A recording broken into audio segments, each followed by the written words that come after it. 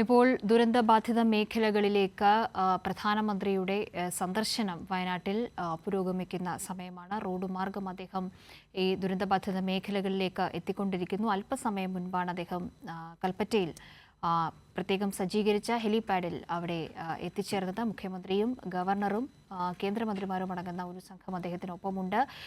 ഇതിനുശേഷം ഈ സന്ദർശനത്തിന് ശേഷം നടക്കുന്ന അവലോകന യോഗത്തിലായിരിക്കും പൂർണ്ണമായും കേരളത്തിന്റെ ആവശ്യങ്ങൾ സംബന്ധിച്ച ഒരു ചിത്രം അദ്ദേഹത്തിന് മുന്നിലെത്തുക. ഇതിനു മുൻപ് തന്നെ സംസ്ഥാന സർക്കാരിന്റെ ആവശ്യം കേന്ദ്ര സർക്കാരിനെ ഏറ്റവും കൃത്യമായി ബോധ്യപ്പെടുത്തിയിട്ടുള്ളതാണ്.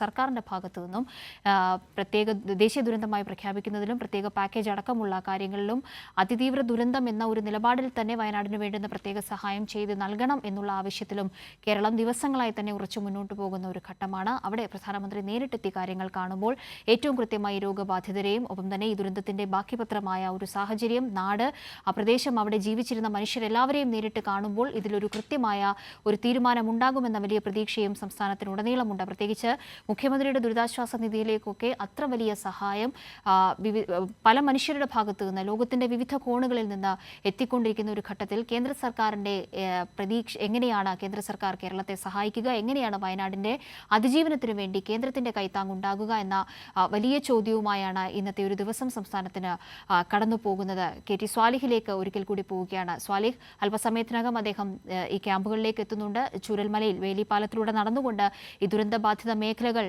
കാണുമെന്നൊരു തീരുമാനത്തിലേക്ക് എത്തിയിട്ടുണ്ട്. ഇന്നത്തെ അവലോകന യോഗമായിരിക്കും ഒരു പക്ഷേ ഇന്നത്തെ സന്ദർശനത്തിലെ ഏറ്റവും നിർണായകമായ നിമിഷങ്ങളെന്ന് പറയുന്നത്, അല്ലേ?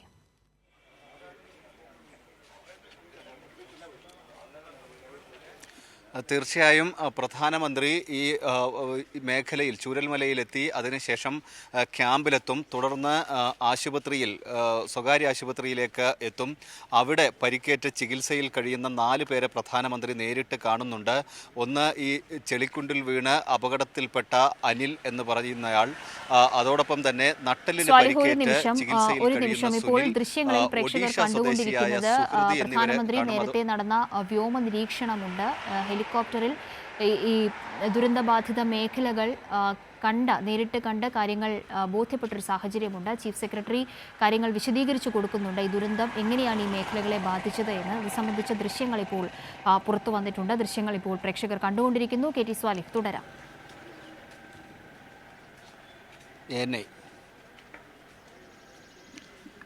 തീർച്ചയായും നിലവിൽ പ്രധാനമന്ത്രിയുടെ വാഹനവ്യൂഹം മേപ്പാടിയിലേക്കാണ് പോയിട്ടുള്ളത്. ഇവിടെ നിന്ന് ഈ ദുരന്ത സ്ഥലം കണ്ടതിന് ശേഷം ആശുപത്രിയിലും പിന്നീട് ഈ ക്യാമ്പിലും സന്ദർശിച്ച ശേഷമാണ് കലക്ട്രേറ്റിലേക്ക് വരിക. അവിടെയാണ് അവലോകന യോഗം നടക്കുന്നത്.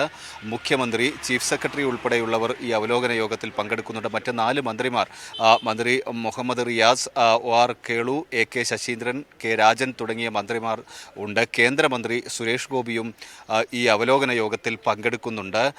സംസ്ഥാന സർക്കാർ പ്രധാനമായും മുന്നോട്ട് വയ്ക്കുന്ന കാര്യം, ആവശ്യപ്പെടുന്നത് ഇത് ഒരു അതിതീവ്ര ദുരന്തമായി പ്രഖ്യാപിക്കുക, അതോടൊപ്പം തന്നെ ദേശീയ ദുരന്തമായി പ്രഖ്യാപിക്കുക, ഇതനുസരിച്ചുള്ള പാക്കേജ് സംസ്ഥാനത്തിന് ലഭ്യമാക്കുക എന്നൊരാവശ്യമാണ് സംസ്ഥാന സർക്കാർ മുന്നോട്ട് വയ്ക്കുന്നത്. മുഖ്യമന്ത്രി ഇത് നേരിട്ട് ആവശ്യപ്പെടുകയും ആവർത്തിച്ച് ആവശ്യപ്പെടുകയും ചെയ്ത കാര്യമാണ്. ഇക്കാര്യത്തിൽ ഒരു പ്രഖ്യാപനം ഉണ്ടാവുമെന്ന ഒരു പ്രതീക്ഷ സംസ്ഥാന സർക്കാരിനുണ്ട്. ഇന്നലെ കേന്ദ്ര സംഘം ഇത് പരിശോധിക്കാനായി, ദുരന്തം പരിശോധിക്കാനായി കേന്ദ്ര സംഘം എത്തിയിരുന്നു. 9 അംഗ സംഘം വിശദമായി ഇക്കാര്യങ്ങളെല്ലാം പരിശോധിച്ചിട്ടുണ്ട്.